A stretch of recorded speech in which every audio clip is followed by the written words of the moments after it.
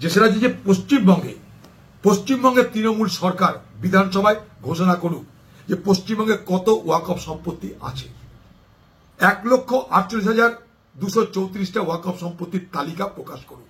আপনারা শুনলে অবাক হবেন, Tollygunge club, royal golf club, বিধানসভার নিজস্ব যে বিধানসভায় বিল পাস করছে সেই বিধানসভাটা সব ওয়াকফ সম্পত্তি। বিধানসভার তরফ থেকে ওয়াকফ বোর্ডকে ভাড়া দেওয়া হয় 100 টাকা। আপনি নিজের রাজ্যে ওয়াকফ নিয়ে কি করেছেন, ওয়াকফ সম্পত্তি কতটা লুট হয়েছে আপনার আমলে, তার তথ্য আমরা জানতে চাই। বাংলা মানুষ জানতে চাইছে কত ওয়াকফ সম্পত্তি আপনার আমলে এই বাংলায় লুট হয়েছে। আর 1,48,234টা ওয়াকফ সম্পত্তির তালিকা জেলাব্যাপী প্রত্যেকটা জেলায় হিসাবে আপনাকে জানাতে হবে মানুষকে। এই আমাদের দাবি। এটা পরিবারবাদ তো আজ থেকে বলছে না, এরা সারা জীবন পরিবারবাদই বলছে। এটা বলতে পারছে না যে প্রিয়াঙ্কা গান্ধী ওয়ায়নাড থেকে নির্বাচিত জনপ্রতিনিধি। তার আসল পরিচয়টা হচ্ছে তিনি ওয়ায়নাড থেকে এই প্রথম লোকসভার আসনে এক বিশাল অঙ্কের ভোটের মার্জিনে নির্বাচিত জনপ্রতিনিধি হিসাবে আজ ভারতবর্ষের সংসদ ভবনে, ভারতবর্ষের পার্লামেন্টে তিনি শপথ দিলেন। এটাই তার এই মুহূর্তে সব থেকে বড় পরিচয়। মানুষকে অনেক বিভ্রান্ত করেছে। এইসব কথার এখন আর কোনো ধার ভার নেই।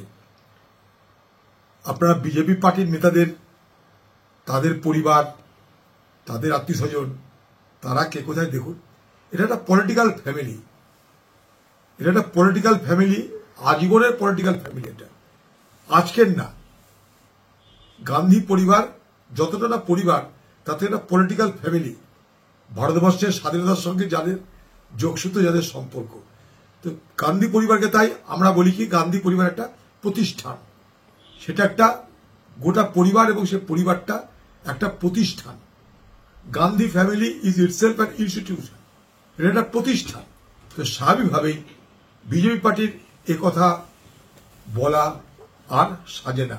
সে এই মুহূর্তে নির্বাচিত জনপ্রতিনিধি হিসাবে পার্লামেন্ট, হাইকোর্ট যেটা বলেছে সেটা তো স্বাভাবিক। এটা কিন্তু হাইকোর্টে গিয়ে আর দরবার করেনি ইউনুসের সরকার, এই কারণে যে আন্তর্জাতিক চাপ তাদের উপর সৃষ্টি হচ্ছে। এটা জুডিশিয়ারি দেখেছে, ভালো কথা। এখন তাহলে বাংলাদেশে জুডিশিয়ারি বেঁচে থাকুক, জুডিশিয়ারি নিরপেক্ষ থাকুক, এটা আমরাও চাই। যেমন ভারতে চাই, বাংলাদেশেও চাই। ভারতে যেমন গণতন্ত্র চাই, বাংলাদেশেও চাই। একথা বলা মানে বাংলাদেশের আভ্যন্তরের উপর হস্তক্ষেপ করা একদমই নয়। আমাদের পাশের দেশ আমরা এড়িয়ে যেতে পারি না, আমরা ভূগোলকে এড়াতে পারি না, আমরা ভূগোলকে অস্বীকার করতে পারি না।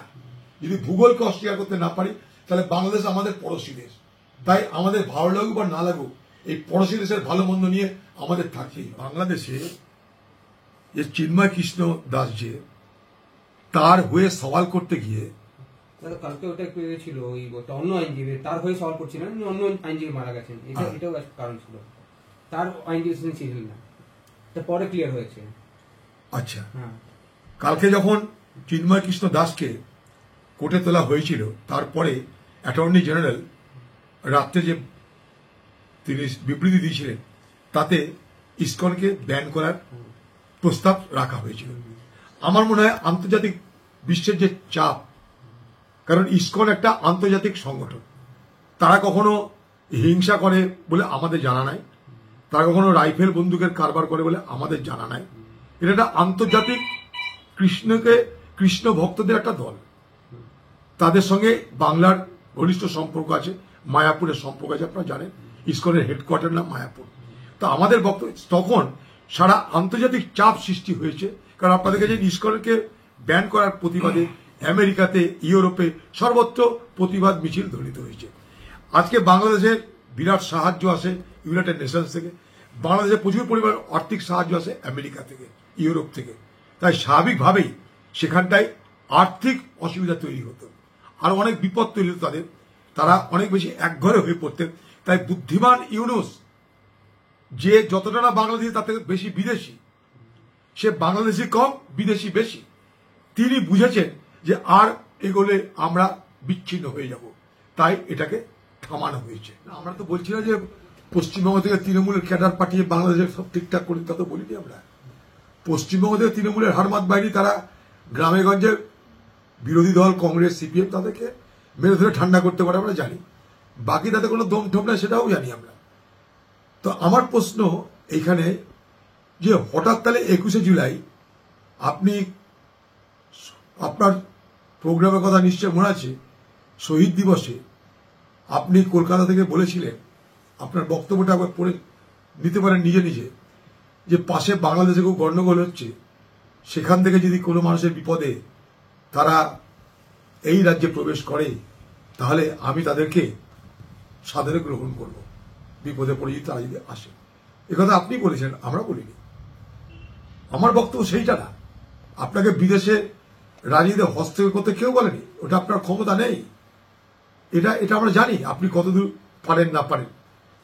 কিন্তু আমার প্রশ্ন হচ্ছে, আমাদের সব পরিচয়ের উপরে বাংলায় আরেকটা আলাদা পরিচয়, যে আমরা সবাই বাঙালি, আমরা সবাই বাংলা ভাষায় কথা বলি, আমরা বাঙালি সংস্কৃতিতে বিশ্বাস করি। এই বাঙালি ভাষা এবং বাঙালি সংস্কৃতিকে রক্ষা করার জন্যই বাংলাদেশের স্বাধীনতা যুদ্ধ হয়েছিল। সেই স্বাধীনতা যুদ্ধে 30 লক্ষ বাঙালিকে শহীদ হতে হয়েছিল। তাদের প্রতি তাই আমাদের একটা আবেগ আছে, তাদের প্রতি আমাদের একটা অন্যরকম আত্মিক ভাবনা আছে, আন্তরিক ভাবনা আছে। আপনি কি আবেদন করতে পারেন না? আপনি কি আবেদন করতে পারেন না যে বাংলাদেশের সরকার বাংলাদেশ পশ্চিমবঙ্গের একজন বাঙালি হিসাবে বাংলাদেশে যে অত্যাচার চলছে, বাংলাদেশে যে হিংসা চলছে, বাংলাদেশে যে হিন্দু এবং উদারবাদী মুসলমানদের উপরে আক্রমণ চলছে, সেই হিংসাকে থামানোর জন্য আপনি চেষ্টা করুন। এ কথা বলা মানে এটা নয় যে আমি বিদেশি কোনো বিষয় হস্তক্ষেপ করছি।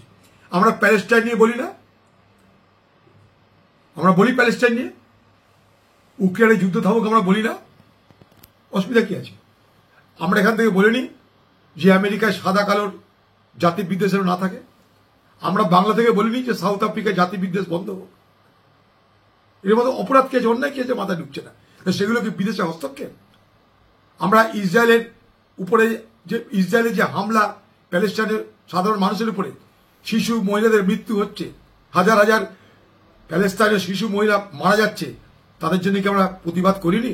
আমরা কি বলিনি যে প্যালেস্টাইনের উপরে এই আক্রমণ বন্ধ, প্যালেস্টাইনের যুদ্ধ বন্ধ? এ কথা কি আমরা বলতে পারি না? আমরা কি কথা বলতে পারি না যে বাংলাদেশে হিংসা বন্ধ হোক, সেখানে সব মানুষের বাঁচার অধিকার ফিরিয়ে দাও? এ কথা কি আমরা বলতে পারি না? আজকে